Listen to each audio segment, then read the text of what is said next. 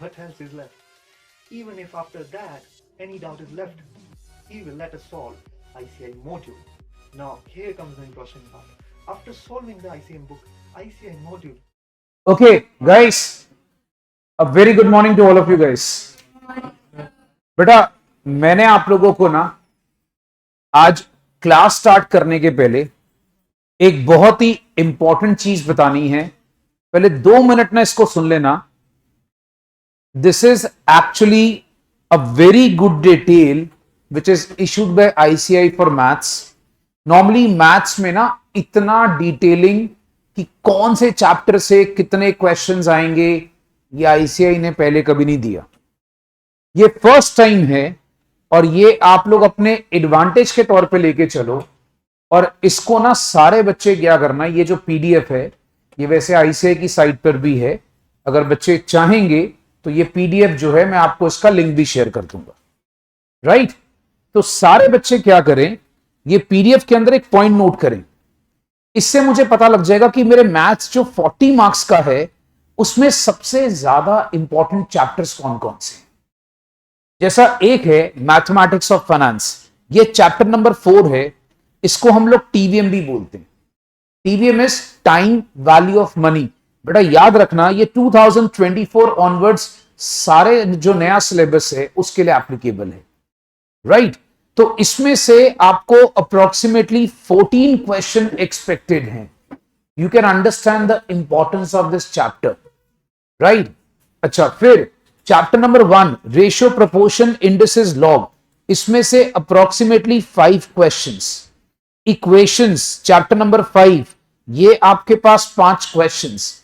AP GP that means 4 questions. तो अगर हम लोग यहां पर थोड़ा स्मार्ट वर्क करें, स्मार्ट वर्क क्या करें, अगर हम लोग मैथ्स में ये 4 चैप्टर अच्छे से कवर कर जाएं, 4 चैप्टर्स याद रखिएगा, 4 चैप्टर्स.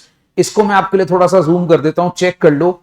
अगर आप लोग थोड़ा स्मार्टली पे करें भैया, ये 4 चैप्टर्स अगर आप लोग यहां पर देखोगे ना, कवर कर जाओगे, that will be cover up approximately your 28 marks का सिलेबस.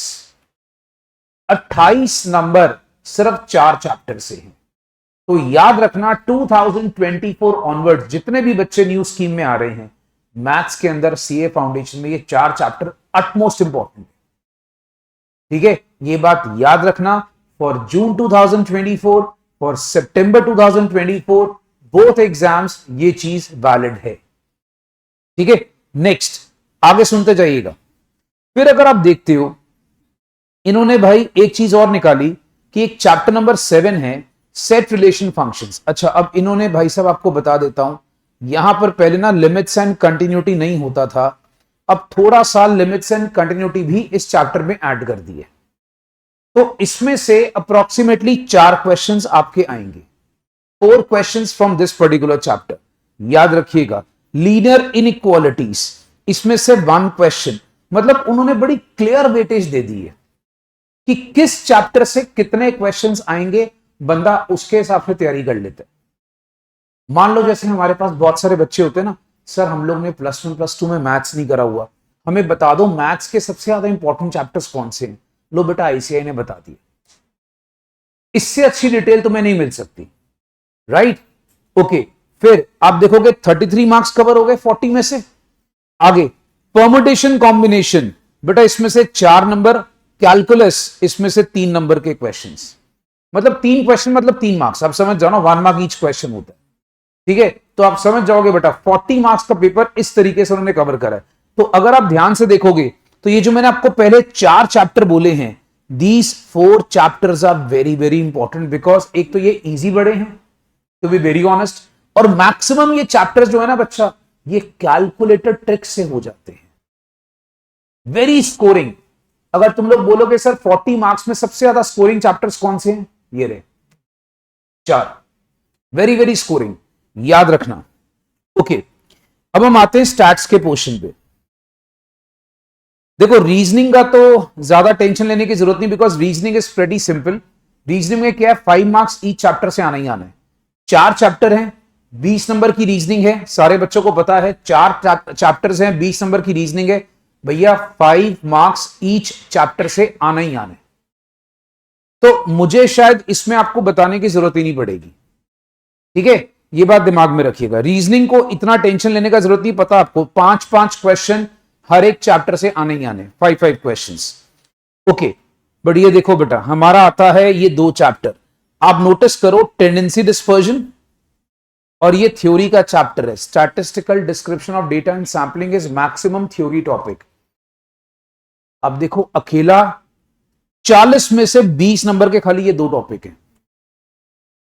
इमेजिन जब मैं आपको टेंडेंसी डिस्पर्जन करा रहा था, मैंने कहा था बेटा मैंने सबसे ज्यादा इंपॉर्टेंट चैप्टर से पहले शुरू करा, याद कर लो। तो मैं इसलिए कह रहा था 20 मार्क्स का पेपर आपने ऑलरेडी कवर कर लिया है भैया। Tendency dispersion is so important. Correlation regression 5 number का पेपर, इंडेक्स नंबर 5 नंबर का पेपर, प्रोबेबिलिटी 5 नंबर का पेपर, थ्योरेटिकल डिस्ट्रीब्यूशन 5 नंबर का पेपर। ये एक्चुअली में चैप्टर 1 ही काउंट किया जाता है क्योंकि इनके कॉन्सेप्ट्स आपस में इंटरलिंक्ड है। सो दोस्तों, अगर आप ध्यान से देखोगे तो अगर आप tendency dispersion, correlation regression, index number, statistical description of data, ये अगर आप थोड़े से चैप्टर्स कर लो तो 30 मार्क्स की वेटेज तो वैसे ही कवर हो गई। तो स्टैट्स के सबसे ज्यादा important chapter 13, 14, 17, 18। I hope everybody is clear with the weightage, right. तो अब आपको थोड़ा एक पैटर्न पता लग जाएगा कि मैथ्स में पढ़ना कैसे। देखो मैथ्स का एक ड्रॉबैक होता है, मैथ्स में पढ़ना कैसे है, क्या पहले करना चाहिए क्या बाद में करना चाहिए, वो आपको इससे बिल्कुल क्लियर हो जाएगा, राइट।